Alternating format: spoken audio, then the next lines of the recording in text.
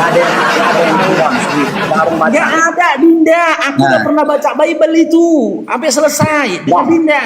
Iman Kristen itu baru ada di dalam sementara ketika Yesus dilahirkan sampai dia diangkat ke langit, tidak ada pada saat itu orang yang mendeklarasikan beriman Kristen atau pengikut Kristus atau pentuhan Yesus, tidak ada.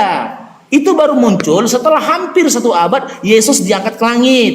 Dan yang Oke. Jadi gini Bang, memang betul yang tadi kata Abang itu betul. Pada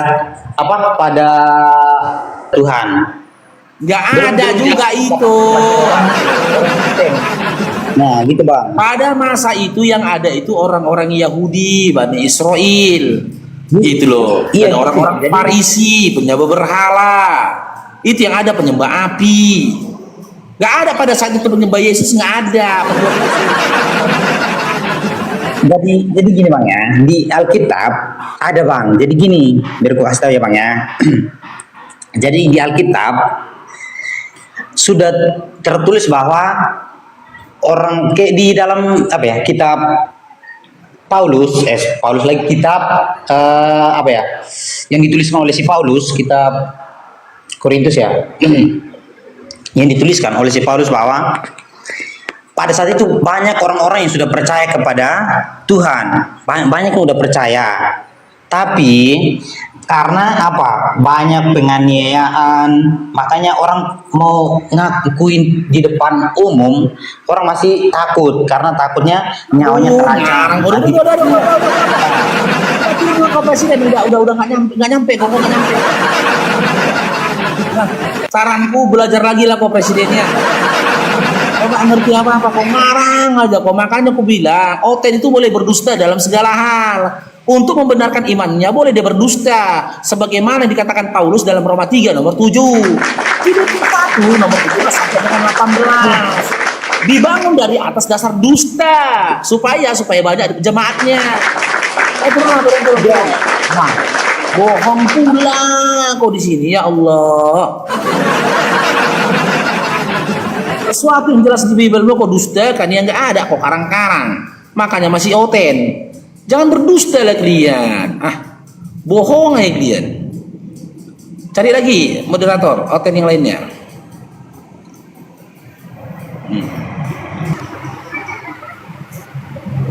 Mungkin lebarannya. Bang, datanglah kok Bang. Iya, jadi gini teman-teman. Ada hal yang ingin saya sampaikan perihal tentang mereka dengan tahunya sebenarnya teman-teman ya, salah satu apologet Islam Indonesia anaknya sedang kecelakaan ya. Apologet Islam Indonesia yang kalian kenal lah, itu anaknya kecelakaan. Bagi teman-teman yang mau membantu boleh di Embang Faruk lah. Sebenarnya teman-teman, hari ini aku mau nggak live, tapi karena mendapatkan kabar dari dia anaknya kecelakaan ya, dan dia nggak punya biaya. Uangnya masuk kantong sendiri nih Paru. Diam dulu Ben, tunjukkan ajaran kasihmu Ben. Diam dulu Ben. Nama kecelakaan tapi uangnya masuk kantongmu sendiri. Ya, boleh. Siapa Bang Paru? Nggak usah dia nggak mau disebutkan di sini, tapi tadi pagi dia wawas saya, dia minta bantuan sama saya. Ya, tolonglah itu kata dia, supaya dibantu kata dia, karena dia nggak punya BPJS teman-teman, nggak punya BPJS. Kalau teman-teman mau membantu, nanti saya kasih norengnya langsung. Dipastikan kalian kenal sama beliau. Nah, ini Bang Zulyawan udah tahu kan? Kami udah tahu. Nah, dia udah tahu kan orangnya. Jadi saya usahakan lah itu, saya bilang sama dia kan. Oh di ronsen kamu diapain itu anaknya? Ya. Cuman dia beban dia itu dia bilang tadi waktu debat tadi aku baru baca WA-nya, ini ada WA lagi.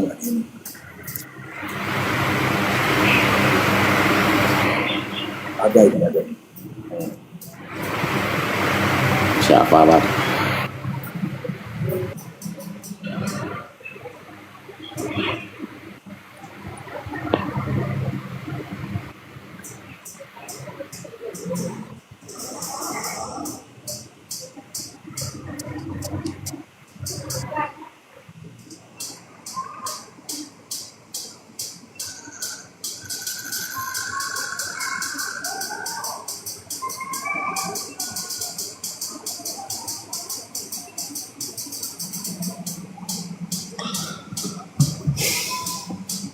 Ya begitulah teman-teman ya yang mau membantu beliau karena kondisi anaknya cukup parah. Jadi saat ini aku bilang sama dia, aku nggak bisa menjanjikan masalah bantuan untuk biaya perobatan kan karena nggak punya BPJS. Cuman yang saya risaukan ini anak laki-laki dia, anaknya dia paling besar. Anak yang paling besar, mungkin teman-teman udah tahu ya dari yang saya katakan, dia seorang single parent juga. Ya, beliau seorang single parent. Ini ujian saya bilang. Ini ujian dari Allah untukmu saya bilang. Ya, sembari itu saya juga minta tolong kepada teman-teman ya. Mohon doanya teman-teman ya. Semoga Allah memberikan kesembuhan yang cepat dan tidak meninggalkan bekas buat anak beliau yang saat ini sedang sakit teman-teman ya. Oke. Kita lanjut diskusinya lagi. Silakan. Moderator dinaikkan lagi oten-oten ya.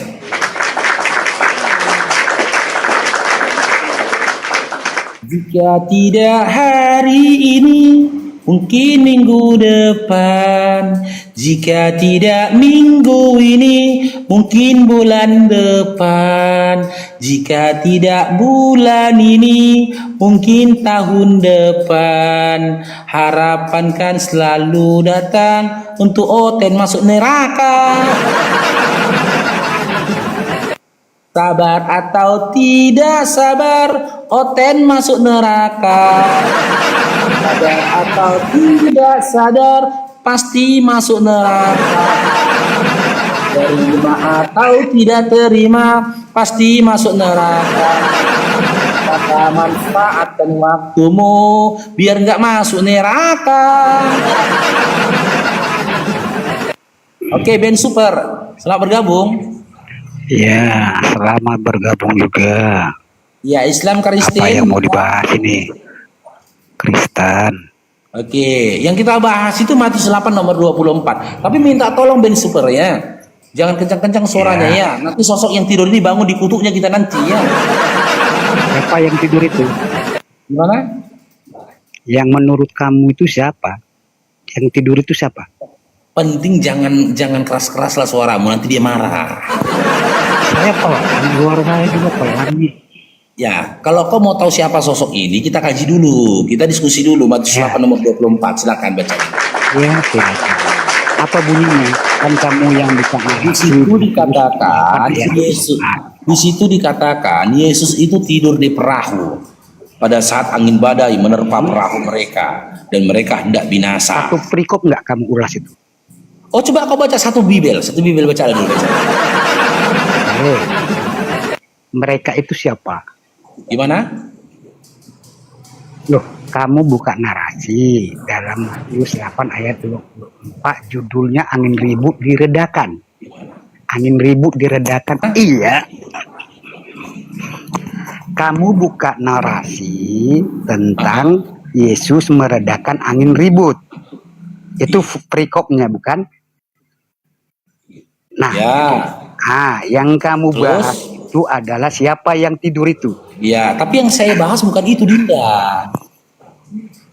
Apa? Bukan, jangan Dinda. Iya, Kau masih yang adik tidur saya. itu Tuhan bukan gitu loh. Tuhan. Ya udah. Siapa lo aku panggil kau ini ya? Sudah Marlaya. Bolondo lah, panggil Bolondo lah ya. Bolondo ya. Ya, kita Marlaya aja lah. Karena kau Batak, saya juga Batak. Iya, saya panggil Etikanya Bolondo orang saja lah. Kristen kalau enggak, nggak usah. Marlaya aja, ada santunnya. Ada Ini santunnya di santun adat loh, orang panggilan Batak. Bolondo itu panggilan kasih sayang gitu Bolondo.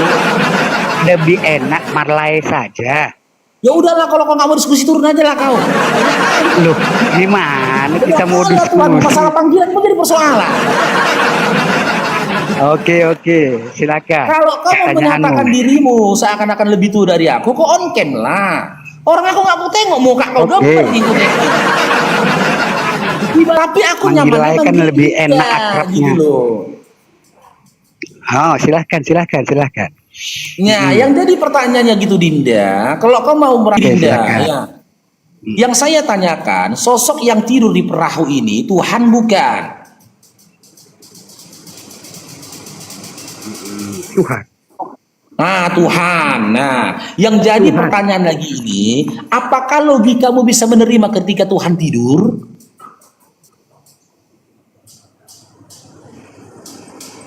Hah? Sebelum saya menjawab itu, Aku bantu Boleh Ben nggak bilang itu saya- kemanusiaan Ben. boleh nggak saya membuat karena pertanyaanmu kan terfokus kepada sosok yang tidur. Kenapa Yesus tertidur? Itu ada alasan tertentu. Kenapa Yesus? Dia tidak melepaskan Karena ngantuk naturnya makanya dia sebagai tidur. Allah. Ngantuk dia ngantuk. Yesus memiliki dua natur. 100% manusia, 100% Allah. Nah, ketika dia tidur, dia memakai natur sebagai manusia. Paham? Sampai di situ paham nggak? Gak paham gak? No, no, no. No, jangan bilang begitu Nggak dulu, paham. jangan dipotong dulu. Iya gak paham, gak paham. Apa natur itu apa? Yang Enggak, natur itu menciptakan apa? Soalnya aku minum juga itu laut natur. atau Natur E. gelombang itu Buat biar kulitku adalah itu bagus. Yesus Aku minum natur sendiri. E. Terlalu dangkal pola pikirmu, sobat. Oh terlalu dangkal ya? Oh kayak sumur ya, sumur yang dangkal, Iya, sungai yang dangkal gitu ya? Ya mungkin kalau diukur seperti itu, seperti itulah dirimu. Jadi Nah, kamu yang jawabannya nyebutkan. apa, Dinda? Jawabannya apa? Ya Allah. Jawaban saya kan sudah jelas. Yesus 100% itu manusia, 100% Allah. Nah, ketika dia tidur, pada saat itu dia ingin menguji iman murid ke-12 muridnya. Di mana tertulis Bahwasanya itu? mereka, Di mana tertulis? Di mana tertulis pendapatmu itu? loh pendapatnya dalam perikop itu. Iya, di mana tertulis dia mengatakan Dalam di perikop mana itu. tertulis dikatakan pada waktu itu Yesus sedang menguji murid-murid. Di mana tertulisnya? No, ada yang tersurat, ada yang tersirat. Ngarang. Itu lagi dah ngarang. Ada Dinda Ben, Nah. kok nggak usah ngarang sama aku lah Dinda Ben ya. Aku 27 Loh, saya nggak tahun ngarang. kok pendeta kayak gitu ngarang. Yang 27 tahun itu yang kamu pelajari itu apa? Apa yang kau pelajari tentang 27 tahun itu? Iya, saya pelajari. Kok sedangkan Ternyata itu pola pikirmu iman dari membahas Aristoteles ini berdasarkan kebohongan belaka. Maka berkali-kali gue bilang sama kalian, sesuatu yang jelas No, eksplisit no, tertulis no, di no, Bibelmu itu kau bantah. Karang-karangan. Saya akan Aduh tunjukkan bang, dia bang Adis. kuasanya Aduh bang Adis. sebagai Gifnya Tuhan. jangan itu bang, kena dia bang, nanti bang dia. Ketika dia Bibel dibangunkan kalian ini oleh sesungguhnya hawa ke-12 nafsu muridnya, kalian. dia Nafsu kalian membentang sesungguhnya itu adalah hawa nafsu danau kalian. Galilea, gelombang itu dan gelombang itu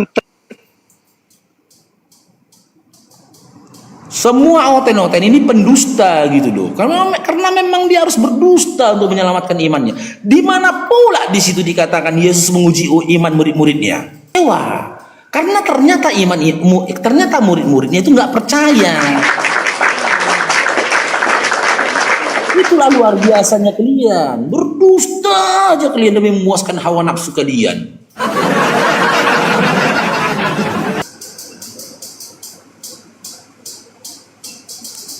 Gimana Ben?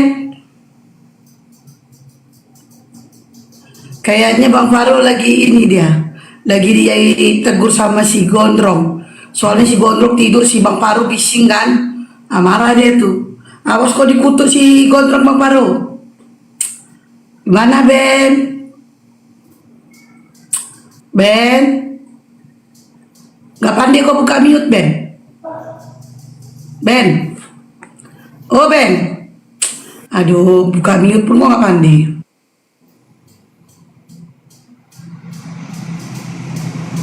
Ben, cara buka mute itu yang ada silang di atas. Kau tekan itu. Itu Ben, cara buka mute. Kan ada silang tuh di atas tuh kan. Kan ada aku, ada Bang Paro, ada kau kan. Ada Tuhanmu kan. Nah, itu ada silang tuh di atas tuh. Nah, aku pencet lah itu. Oh, halo, sudah dengar? Oh, udah dengar, udah dengar. Nah, bayangkan dulu. Ini saya suruh kamu membayangkan benda mati saja dibentak. Kubayangkan. Oh, tunggu dulu Ben, tunggu dulu. Berapa lama kubayangkan? Tunggu dulu. Yang dibentak. Tunggu dulu, aku mau bayangkan ini. Kau suruh aku bayangkan. Mau berapa lama kubayangkan? Nah, terserah. Iya, berapa lama ini kubayangkan? Terserah. Terserah. Udahlah, 1 jam dulu kubayangkan ya. Udah diam dulu kau, kubayangkan. Ngerti nggak Nah, kau gini tentang Dinda, terserah? Ben, dengar Dinda, abang yang ngomong Dinda. Ketika Yesus ini tertidur di perahu, dia Tuhan bukan? Dia Tuhan. Oke, berarti Tuhanmu Dia nggak tetap maha kuasa. Tuhan sebagai Tapi manusia dulu juga lah. dia manusia. Dia maha kuasa. Dia tunjukkan maha kuasanya dengan membentak itu danau dan gelombang langsung tunduk. Apalagi Oke, kalau kau yang oke. dibentak. Oke. Kalau dia Tuhan, Danau berarti dia aja nggak maha tunduk, kuasa. Aduh, apalagi dia kau. dulu kau. Nanti ku turunkan kau, nanti ku bangun. Kalau dia Tuhan, berarti Tuhan kau nggak maha kuasa. Itu konsekuensinya. Karena apa? Karena Tuhan kau ditaklukkan oleh rasa kantuk. Itu yang pertama. Yang kedua, kau bilang tadi dia membentak danau, ya berarti dia nggak waras. Danau itu bukan makhluk hidup yang ngerti bahasa. Baru tahu aku ini selain pohon ara yang pernah dikutuk sama dia, danau pun pernah dibentak-bentak sama dia. Berarti Tuhan kau tuh tidak kasih emosional. Temperamen Tuhan kau, pohon ara dikutuknya, danau dibentak-bentak sama dia. Ini Tuhan apa lawa-lawa ini kayak gini. Kau berpikirlah dulu Ben, berpikir kau. Udahlah gak maha kuasa, temperamen, danau dibentak-bentak sama dia. Gak perlu kalau dia Tuhan Ben, kalau dia Tuhan gak perlu pakai drama jalan di atas air Ben. Gak perlu pakai drama membentak-bentak danau Ben. Gak perlu. Ya, angin dan air tak akan mampu dan tak akan berani untuk mencelakainya. Aduh bang, jangan dilempar sepatu. Jangan dilempar sepatu bang, yang tidur itu bang. Bangun. Dikutuk nanti kita bang Zena. Jangan bang sepatu lah. Kali bang Zen, kau taruh sepatu. Nah, itu buktinya sengkleknya akalmu, gitu loh. Tuhan itu maha kuasa. Untuk Tuhan aduh bang, jangan dilempar sepatu lah bang. Untuk Tuhan menunjukkan kemahakuasaannya, dia tidak butuh apapun dan dia tidak membutuhkan siapapun. Dan seluruh yang ada di alam semesta ini takluk kepada dia, tak akan bisa menghadirkan mudarat atas dirinya. Segala sesuatu yang ada di atas bumi ini tidak akan bisa menghadirkan mudarat atas diri Tuhan. Gitu loh. Konon lagi ombak danau berani menggoncangkan ke perahu Tuhan. Perahu Tuhan ini diguncangkan sama ombak. Itu buktinya dia bukan Tuhan.